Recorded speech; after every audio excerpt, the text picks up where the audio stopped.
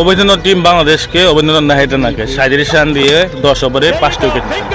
তিনি তার ওয়ানডে সর্বোচ্চ উইকেট নিয়েছেন, তাই কোনো অভিনন্দন। আরেকজনকে অভিনন্দন দিতে হয়, তিনি হলেন তানজিম তামিম। 76 রান ইনিংস খেলছে অসাধারণ।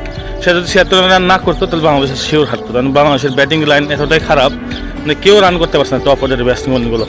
আর একটা দুঃখের বিষয় হলে আমাদের ক্যাপ্টেন, তার দিকে তাকালে হতাশ হয়ে যায়। মানে 25টা বল খেলছে, 8টা রান করছে, 1টা 4 মারছে। তাহলে বুঝি না আমাদের বাংলাদেশের ক্যাপ্টেনের কী অবস্থা।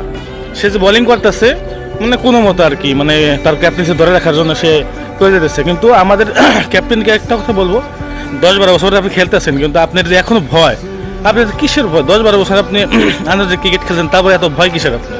আপনি কিন্তু ফ্রিভাবে খেলেন, টিমকে মোটিভেশন দেবেন, উৎসাহ দেবেন। আপনার অবস্থা যদি এই অবস্থা হয় তাহলে টিম কীভাবে ভালো করবে ভাই? আপনার তারা টিম সম্ভব না। আপনি ছেড়ে দেন, লিটন ভাই আছে, লিটন ভাই অনেক অভিজ্ঞ লোক, তাকে তো সম্ভব, কিন্তু আপনাদের সম্ভব না। আপনি যা করতেছেন এটা আন্তর্জাতিক ক্রিকেটে চলে না।